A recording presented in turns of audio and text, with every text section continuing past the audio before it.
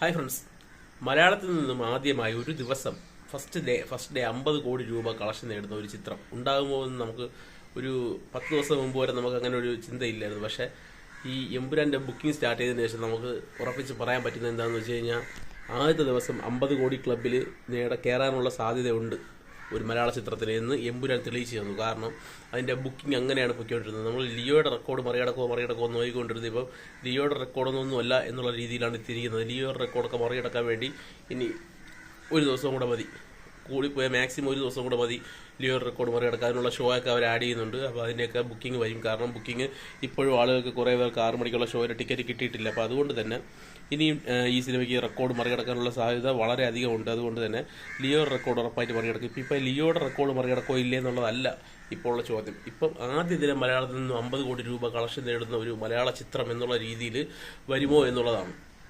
അപ്പോൾ അത് എത്തുമെന്നാണ് ആരാധകർ പ്രതീക്ഷിച്ചുകൊണ്ടിരിക്കുന്നത്. കാരണം 50 കോടി കേരളത്തിൽ നിന്ന് തന്നെ 12 കോടി കിട്ടിക്കഴിഞ്ഞാൽ മൊത്തത്തിൽ എന്തായാലും ഇന്ത്യക്കകത്ത് നിന്ന് ഒരു 20-25 കോടി രൂപയാണ് അവർ പ്രതീക്ഷിക്കുന്നത്. അതുപോലെ തന്നെ വിദേശത്ത് നിന്ന് 25 കോടി രൂപ, അങ്ങനെ 50 കോടി രൂപ എത്തുമെന്നുള്ളൊരു പ്രതീക്ഷയിലാണ് ഫാൻസും ബാക്കിയുള്ള സിനിമാ പ്രേമികളും. മലയാളത്തിൽ നിന്നും അങ്ങനെ ഒരു ചിത്രം 50 കോടി രൂപ ആദ്യ ദിനം നേടുന്ന ഒരു സിനിമ എത്തിക്കഴിഞ്ഞാൽ എങ്ങനെ പോയാലും ഇതൊരു 3 ദിവസം കൊണ്ട് 100 കോടി ക്ലബ്ബിൽ ഇടം നേടുന്ന ആദ്യത്തെ മലയാള സിനിമയാകും. തള്ളലില്ലാതെ ആദ്യമായി 3 ദിവസം കൊണ്ട് 100 കോടി നേടുന്ന സിനിമ, മലയാള സിനിമ എന്ന ഖ്യാതിയിൽ അറിയപ്പെടാനുള്ള സാധ്യതയുള്ള സിനിമയാണ് എമ്പുരാൻ. ഇത്രത്തോളം ഇപ്പം വേറൊരു വാർത്ത വരുന്നുണ്ട്. എമ്പുരാനിൽ ഏതൊരു ക്യാസ്റ്റ് ഷീറ്റ് വെളിയിൽ വന്നെന്നും അതിനകത്ത് മമ്മൂട്ടിയുടെ പേരുണ്ടെന്നും ഷാറൂഖ് ഖാൻ്റെ പേരുണ്ടെന്നും ഒക്കെ വെളിയിൽ വരുന്നു. എന്താണെന്ന് അറിഞ്ഞൂടാ. അങ്ങനെയൊക്കെ വരാനുള്ള സാധ്യത വളരെ കുറവാണ്. കാരണം അവരത് പറഞ്ഞിട്ടുണ്ട് അങ്ങനെ ഇല്ല എന്നുള്ള. ഫഹദ് ഫാസിലുണ്ടെന്ന് ഇടയ്ക്കൊരു ഇത് വന്നിട്ടുണ്ടായിരുന്നു. പക്ഷേ അതൊന്നും ഇല്ല എന്നുള്ള കാര്യത്തിൽ അവർ തീരുമാനിച്ച് പറഞ്ഞിട്ടുണ്ട്. അങ്ങനെ ഫഹദ് ഫാസിലൊന്നും ഇല്ല എന്നുള്ളത് പൃഥ്വിരാജ് തന്നെ പറഞ്ഞിട്ടുണ്ട്. ഇനി ചിലപ്പോൾ സിനിമയിൽ സസ്പെൻസ് വെളിവിടാതിരിക്കാൻ വേണ്ടി ചിലപ്പോൾ പറഞ്ഞതാണോ എന്നുള്ള കാര്യം അറിയില്ല. അപ്പം മമ്മൂട്ടിയുടെ എന്തായാലും എന്തെങ്കിലും ഒരു ചെറിയൊരു വോയിസ് ഓവർ എന്തെങ്കിലും ഒരു സംഭവിച്ചിട്ടുള്ള രീതിയിൽ ആ സിനിമയിൽ വരാനുള്ള സാധ്യത ഉണ്ട് എന്നുള്ള കാര്യത്തിൽ ഞാൻ ഇപ്പോഴും വിശ്വസിക്കുന്നു. കാരണം അത് മുരളി ഗോപി ഒരു ഇൻ്റർവ്യൂവിൽ പറഞ്ഞിട്ടുണ്ടായിരുന്നു. മമ്മൂട്ടി ഉണ്ടോ എന്ന് ചോദിച്ചു, അതൊന്നും ഞാൻ പറയുന്നില്ല എന്ന് പറയുന്നുണ്ട്. കാരണം എന്തെങ്കിലും ഒരു ചെറിയൊരു എന്തെങ്കിലും ഒരു ഇത് കാണൂടെ എന്ന് എനിക്കൊരു പ്രതീക്ഷയുണ്ട്. അപ്പം നിങ്ങളുടെ അഭിപ്രായം എന്താണ് എന്നുള്ള കാര്യം കമൻറ്റ് ബോക്സിൽ ഇടാം. പിന്നെ ഈ സിനിമ ആദ്യ ദിവസം 50 കോടി നേടിക്കഴിഞ്ഞാൽ ഇനി ഒരു മലയാള ചിത്രം ഇതുപോലുള്ളൊരു 50 കോടി രൂപ പ്രീസെയിലൂടെ അല്ലെങ്കിൽ ആദ്യ ദിനത്തിലെ കളക്ഷൻ 50 കോടി രൂപ എത്തുക എന്ന് പറയുന്നത് ആലോചിച്ച് പോലും നോക്കാൻ പറ്റാത്ത കാര്യമാണ്. കാരണം ഈ സിനിമ എന്ന് പറയുന്നത് ആ ഒരു ലെവലിൽ നിൽക്കുന്ന സിനിമയാണ്. ഈ സിനിമയുടെ ഹൈപ്പ് എന്ന് പറയുന്നത് നമ്മൾ പ്രതീക്ഷിക്കുന്നത് ബുക്ക് മൈ ഷോയിൽ തന്നെ ഇപ്പം 4.5 ലക്ഷത്തിനോട് അടുത്തു അതിൻ്റെ ഇൻട്രസ്റ്റ്. 4.5 ലക്ഷം പേര് ഇൻട്രസ്റ്റ് കാണിക്കുന്ന ആദ്യത്തെ മലയാള ചിത്രമാണ് എമ്പുരാൻ. അപ്പം അത്രത്തോളം 4 ലക്ഷം എന്ന് പറയുന്നത് അതിനകത്ത് വെളിയിലുള്ള ആൾക്കാരും കാണും. അതായത് ഇന്ത്യക്കകത്തുള്ള തന്നെ വേറെ സംസ്ഥാനങ്ങളിലുള്ള ആൾക്കാരും കാണും.